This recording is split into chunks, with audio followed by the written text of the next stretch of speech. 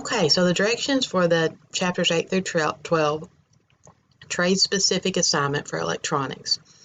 Each of you were asked at the beginning of the class which trade you were receiving your certificate or degree in.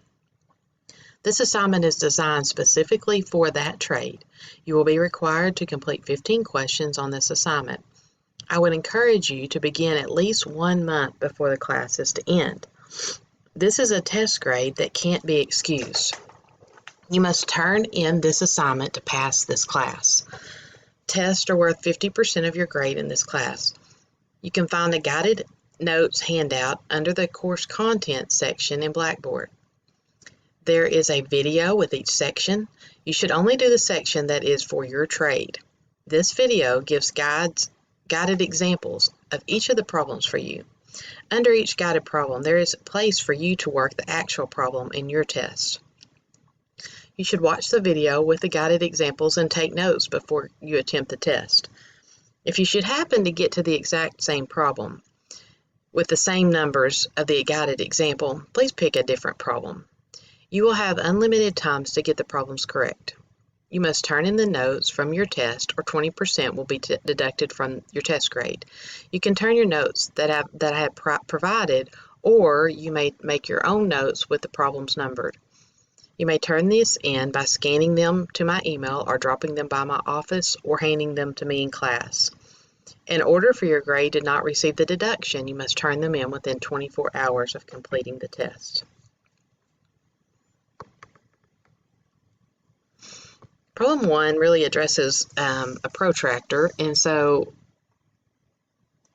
a protractor can read from 0 to 180 degrees this way, or it can be the opposite way.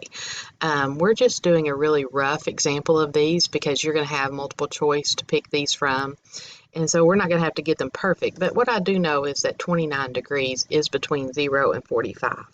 Okay, so we could even divide this into thirds, 15, 30, 45. So 29 degrees would be, so if this is 15, 30, 29 degrees is up just about right here. So I would draw, this would be the bottom of my angle, and I would go up to the top this way. So if I wanted to draw a 29 degree angle, going to be pretty similar to this. So this would be L, M, N. That was labeled this way. So to draw an angle 3 that is 102 degrees, which 102 is bigger than 90. 90 plus 15 is going to get me 105. So we would have some markings in between here.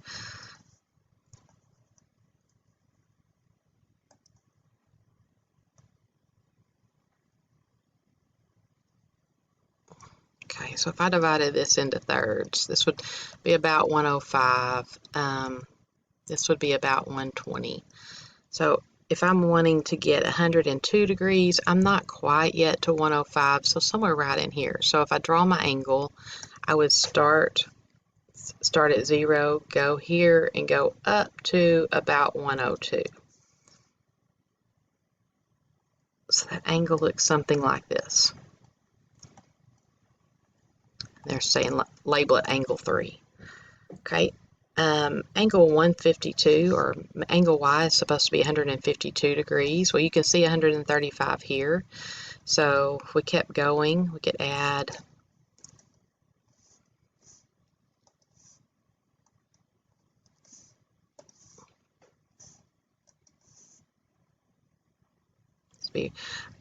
that would be 150. This would be 165, and we're trying to get to 152, so it's just going to be, so we would go from 0, a little bit past 150, so a really wide angle.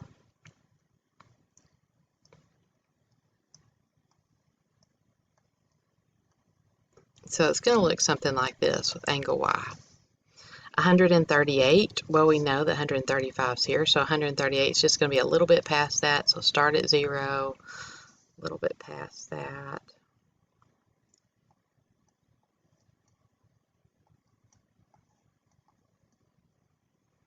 They want us to label this one P, Q, R. 69 degrees, if this is 45 and we divided this into thirds, the next one would be 60. This one would be 75. So it's going to be kind of right in the middle of that. So we start at 0, go to about halfway in between to get 69 degrees there. So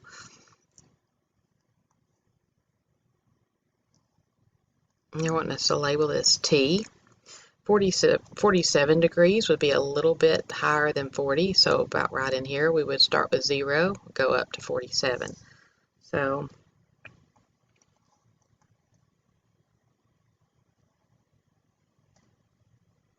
and we're labeling this F. Okay, and those are really rough drawings. You could actually get the protractor out and be really specific with this. I just know that the answers that you're going to have to be answering on your test are going to be multiple choice, so you're good to just do kind of a rough estimate. Okay, the two parallel lines are cut by a third line in the figure to the right.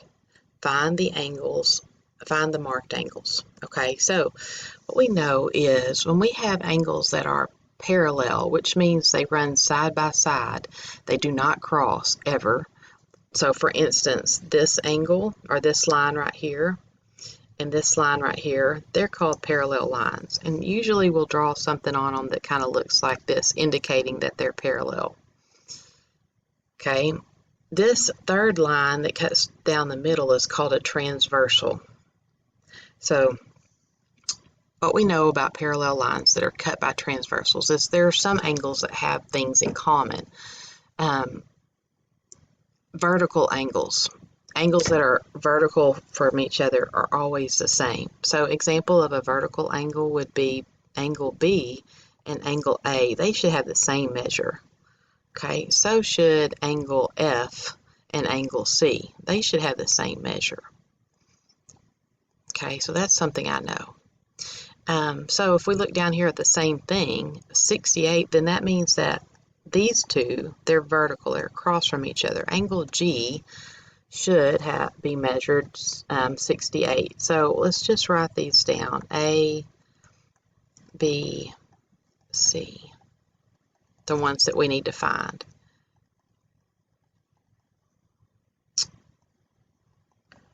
Okay, I think that's all of them. So we know that angle G is 68 degrees now. So I know that. Now, these two angles, D and G, they make a straight line. If you look at these two angles, they both, G and D, add together to be a straight line. I could kind of pull that out over here and look at it, but if this is angle G and this is angle D, right, this angle plus this angle makes this straight line, which means that they have to add to be 180. They have to add to equal 180 degrees because a straight line is 180 degrees. So if angle G is 68 and I know that they add to 180, I should be able to find angle D. I should be able to do 180 minus 68. Well, 180 minus 68 is 112. Okay, so this angle is 112, angle D. Well, then I know that angle E is 112 because they are vertical angles. Okay. Now, I can move up to this top part by knowing that these two angles, either one, are supplementary. In other words, they are same side of the transversal, but they are supplementary angles. They add up to 180. And that's what we call them, same side interior angles. They add up to 180. And once I can find one missing part of that, I'm done. So this F, so here's what we know. We know that F plus 68 is equal to 180. Well, when I subtract 68, that gets me that F is 112. So now I know that F is 112. Okay, if this is 112, there's something else that's 112, right? C. C is also 112. So how do I find A and B? Well, A and C should add up to 180 because they make a straight line, correct? So that means that 112 plus 68, both of these have to be 68. Okay, so they have some relationships among them, and you've got to start somewhere. I would follow this pattern. It'll help you solve your problem.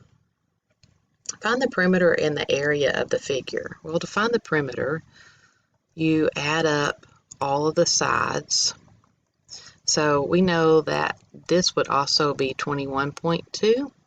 This would also be 17.5, and those are inches. So we just want to add everything together.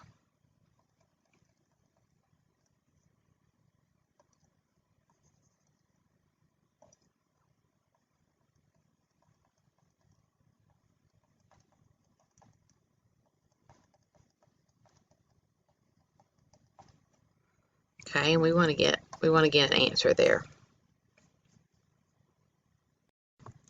To calculate area, you need to do length times width. So you'd want to do 21.2 times 17.5 inches.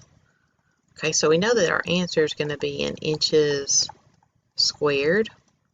So 21.2 times 17.5, 371 inches squared. A sheet of 23 by 31 paper must be cut into 5-inch by 7-inch cards. The cutouts can be made either direction, but they must be consistent. Which plan will result in the least amount of waste cutting the 5-inch side of the card along the 23-inch side of the sheet, or along the 31-inch side of the sheet? State the amount of waste created by each possibility. Okay, so the best way that I know to explain this is just to draw it. So if we've got a card here, and we've got 23 inches, this is 31 inches. Okay, and what I know is that I'm going to be asked, and I'm going to also draw it the other way, 31 by 23. They're cutting out a 5 by 7 card. So when you talk about a 5 by 7 card, I know that 5 inches would go into 20 4 times. So 1, 2, 3, 4, but I've got a little bit of leftover down here, this space. 7 will go into 31 4 times. So 7, and I would have a little bit of waste here. In fact, this little part right here, because 7 times 4 is 28, and if I've got 31, I'm going to have 3 inches of waste here. On this card, this has 3 inches of waste as well. So these are the little sections that are going to be my waste. The rest of them would make up my 5 by 7 cards. This is 5, this is 7. Okay, so I would have a whole bunch of little 5 by 7 cards in this place. Okay, in fact, let's just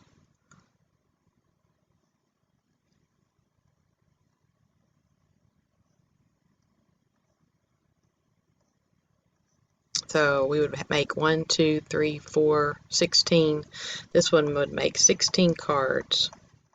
And let's talk about the waste. Well, we've got a 3 by, so side is 31. So if I do the waste all the way across here, this blue part, that's going to be a 3 by 31 section of waste, which is going to be 93 inches squared. Plus, I've also got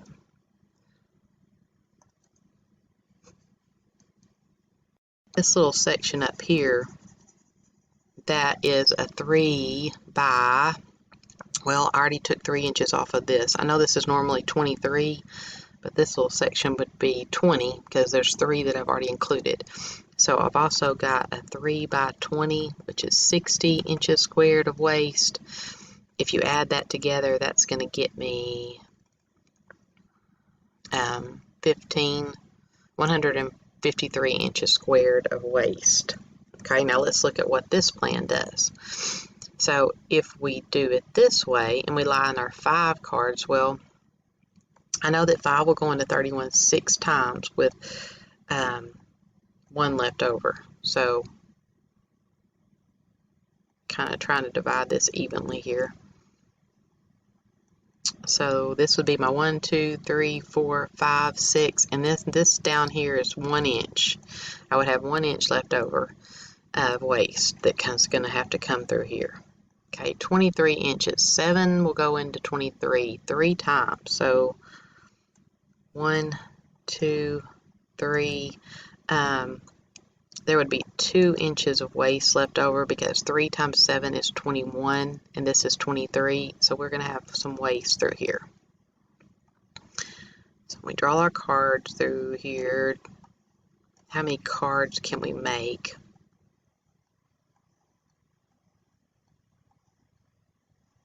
Okay, so it looks like 1, 2, 3, 4, 5, 6, 7, 8, 9, 10, 11, 12, 13, 14, 15, 16, 17, 18.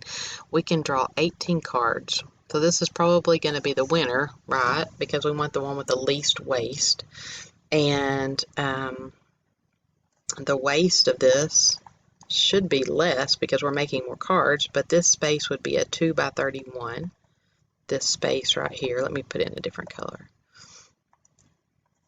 Right in here, this all the way down here is a 2 by 31, which is 62 inches squared. And then we've also got a section right in here, but this one only goes to this place. So we're going to take off 2 inches.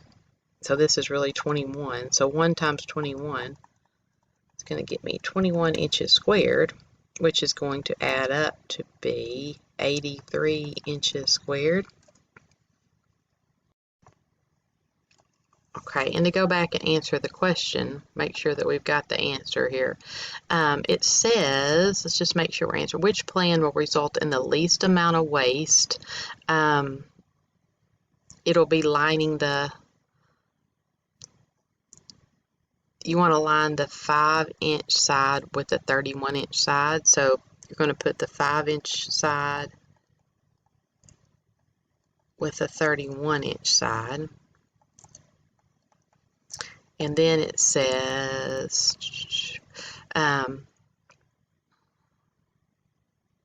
state the amount of waste created by each possibility. Well, the 23-inch possibility gave us 153 square inches of waste,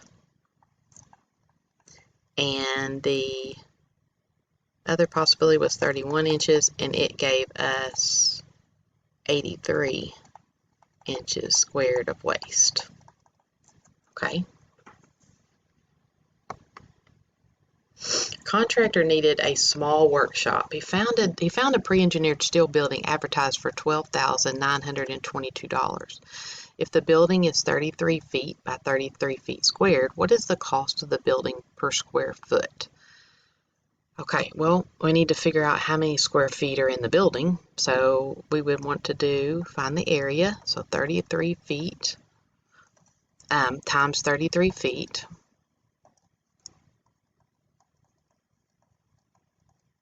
Tell me how many square feet are in the building. So 33 times 33. And that is 1,089 feet squared.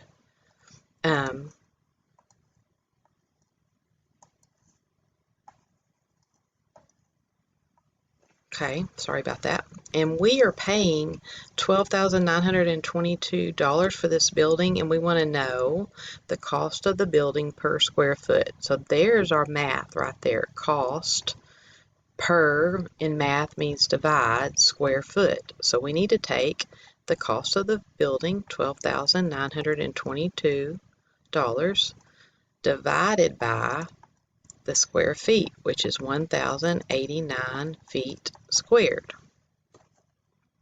we've got dollars divided by square feet.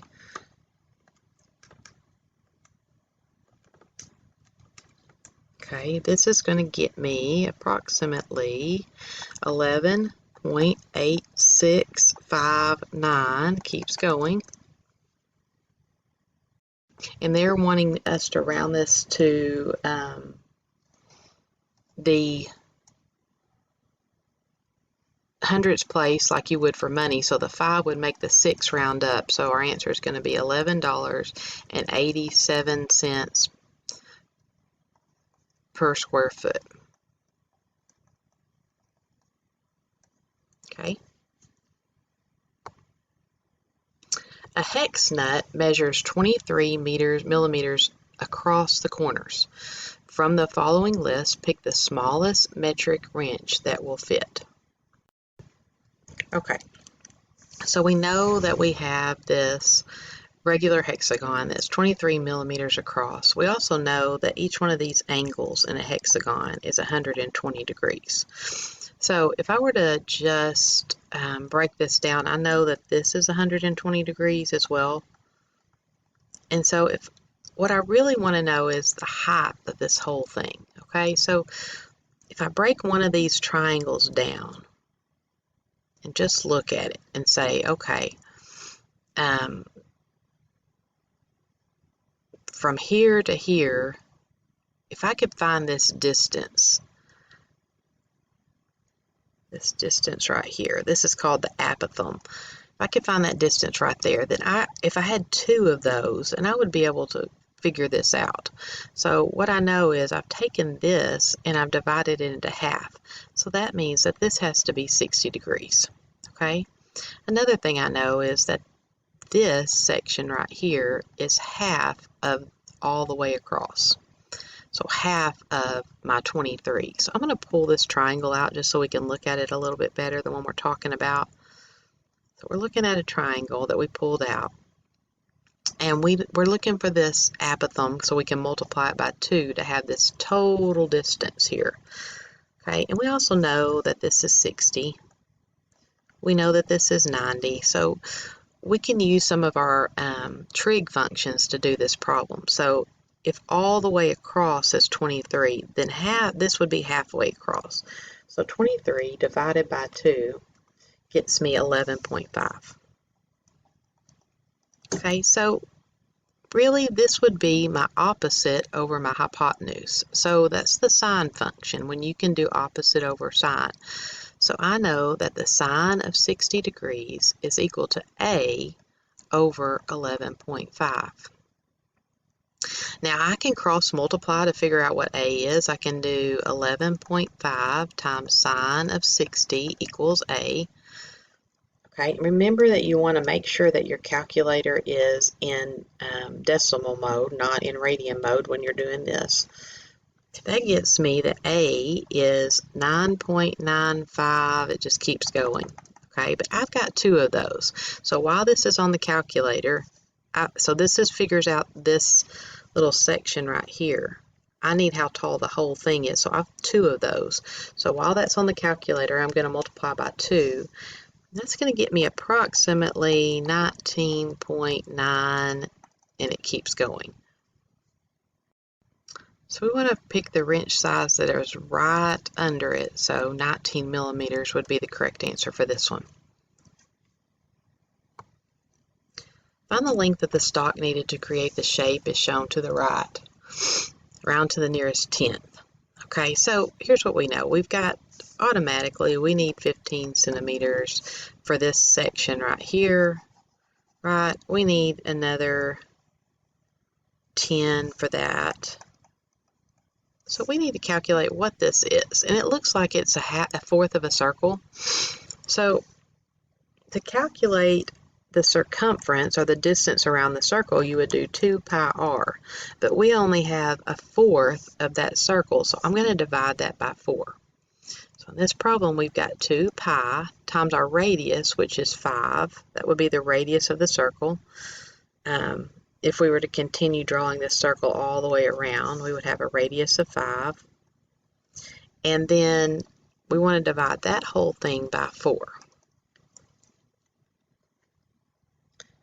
So 2 times pi times 5 divided by 4. Okay, I'm getting 7.85. It keeps going, but I'm going to round because the answer says to round to the 10th place. So 7.85 up here, centimeters, which makes sense. It does look like it would fall into between those two numbers. So plus 15 plus 10,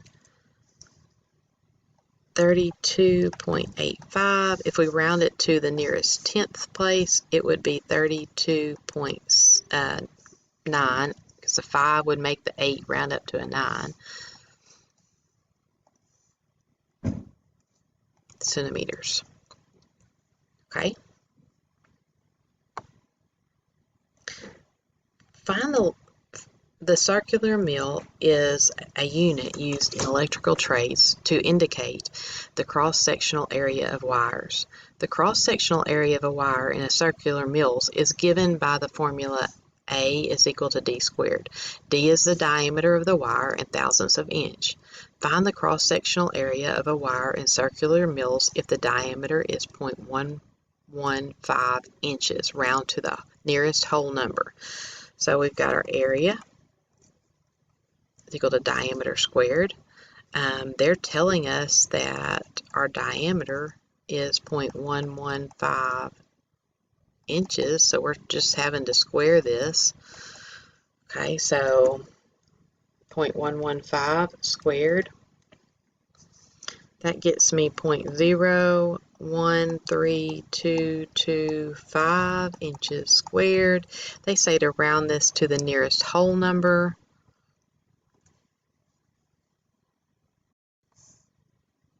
And you want to pay attention to the fact that it says this is in the thousandths of an inch.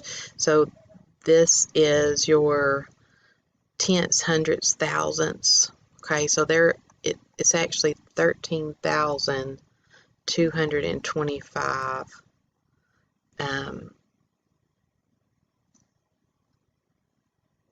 in inches squared, because it gives us our answers in thousandths of an inch.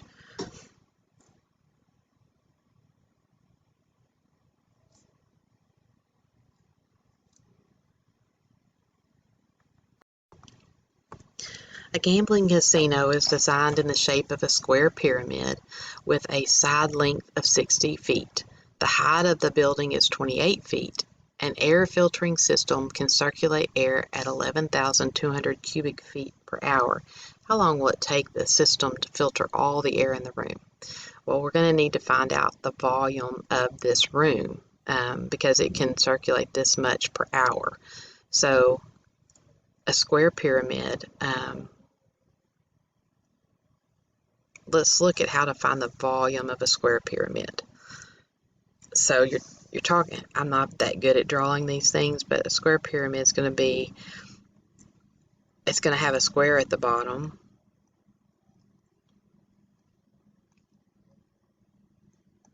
And this would go back to both of them. So this is your very rough drawing of square pyramid.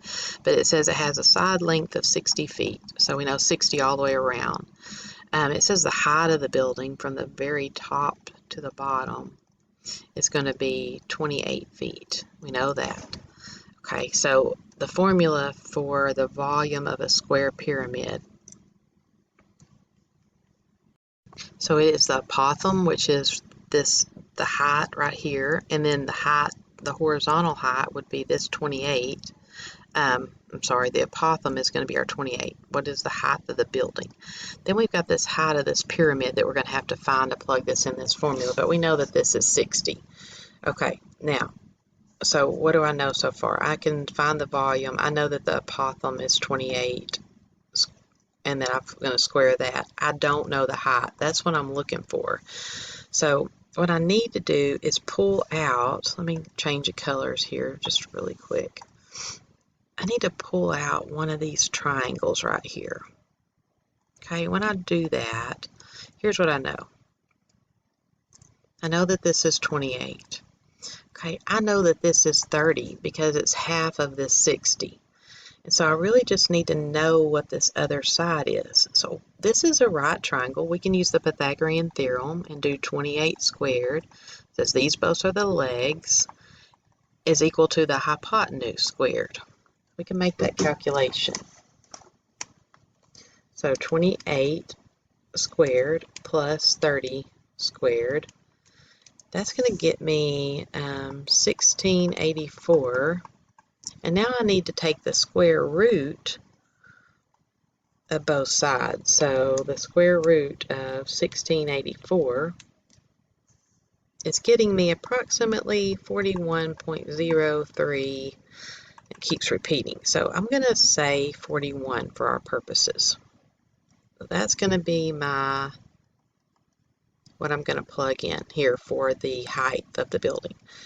This is my lateral height. So 28 squared times 41 divided by 3. Okay.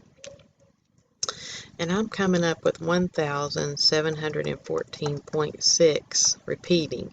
That's how long will the system take to filter the air, but this is how many cubic feet I have. So I'm going to leave that on the calculator. We do know that the air filtering system can circulate 11,200 cubic feet per hour. So we want to divide those things so that our cubic feet will cancel out. So we're going to divide by 11,200 feet cubed per hour.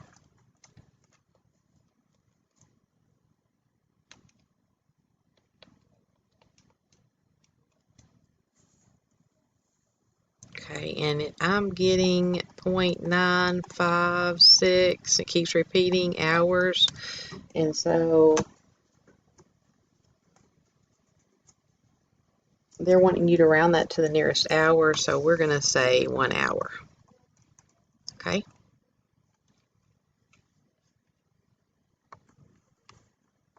An electrician is installing a 1 meter square solar panels on the roof of an apartment building. The roof is flat and measures 21 meters wide in the north-south direction. As shown in the figure, the panels are installed at an angle of 56 degrees and must be separated by 0.4 meters in the north to south direction to avoid a shadow.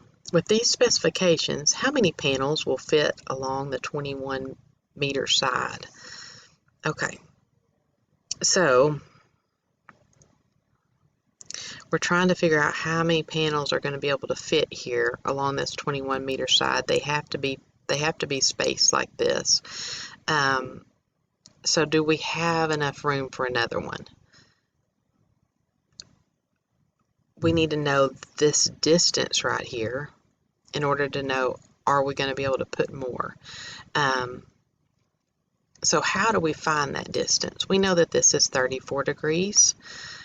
We also know that this section right here is 1 meter, and this is a right triangle. That would be the hypotenuse. So I know I'm looking for the adjacent side of the 34 degrees, so that would be cosine. So cosine of cosine of 34 degrees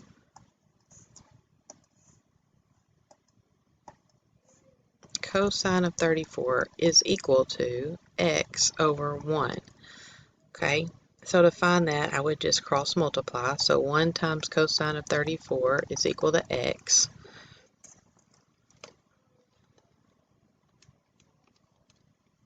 That's getting me, x is 0.829, and it keeps going. Okay, so if we look at this, what the distance we have is 21. So we can go, we don't have to have the 0.4 at the end. So what we need to know is, let's say 0.829 plus 0.4 plus 0.829, right? Plus 4 0.4 plus 0.829 plus 0.4. So how many of those can we have? Now, I will say that 0.829 plus 0.4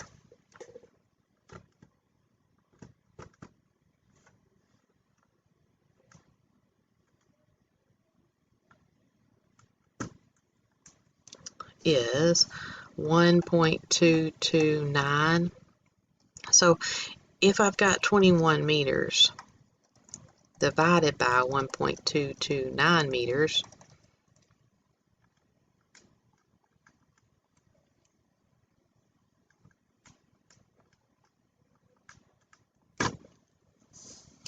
that's giving me 17.08. Okay, but the last thing is that we didn't have to add on that extra 0.4 at the end. It could just be done. So is that enough to put another one there? Okay, so in other words, if I do, let's just try this. If I do 17 times 1.229, no, let's do 16. 16 times 1.229, because that's how much space we're going to need in between, including the 0.4. So let's do 16 times 1.229. Let's play with this for just a minute. Okay, that gets me right at 19.664. Now, if I want to add one more part on, I would just add the 0.829. Okay, so plus 0.829. That's 20.493. I could take that one. I don't have enough room to take the 0.4 and another one on top of that, so we have enough room for 17 panels. Okay. A 70-inch piece of wire is to be cut into two parts, one being 4 times the length of the other. Find the length of each. Okay, so basically we have, I'm going to let X equal our short piece, and let's let Y equal our long piece of wire. Okay, so it says we've got 70 inches altogether. This 70-inch wire is to be cut into two parts. We've got a short part, and so one part being 4 times the length of another, but it's supposed to be made of a short piece and a long piece. That's got a total 70. But one part being 4 times the length of the other. Well, the short piece is the one that's going to have to be 4 times the length of the other. Right? Find the length of each. Okay, so, and we also know that 4 times X has got to be equal to Y, which means that we can actually, let's take this part off. So my short piece and my long piece have to add up to 70. My short piece it's just going to take 4 of those to equal my long piece. So I really want to put this in terms of one variable. So in other words, I could solve for X here by dividing by 4. So this would be X is equal to Y divided by 4. And so when I come down here, I'm going to say, okay, X is equal to Y divided by 4. I'm going to plug this in where I see X. Y over 4 plus Y is equal to 70. Well, now I can solve this. This is the same thing as saying 1/4 Y plus 1Y is equal to 70. So 1 1/4 Y is equal to 70. Let's divide by 1 1/4. Okay, so that's going to get me Y is equal to 70 divided by 1 1/4. It's 56. Okay, so now I know that the long piece is 56 inches. To find the short piece, I need to do 56 divided by 4. It's going to be 14 inches. So this is my short piece. Okay. Find the diameter of a circular pipe whose cross-sectional area is 51 square inches. So I've got a circular pipe. It's telling us that the cross-sectional area is 51 square inches.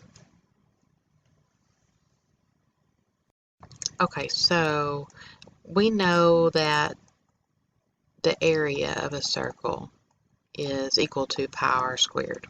They gave us the area. They're saying it's 51 pi r squared. So we need to divide both sides by pi. Okay, so 51 divided by pi is 16.23, and it keeps repeating. We've got r squared left. Now, I need to get rid of the r squared, I want to take the square root of both of these.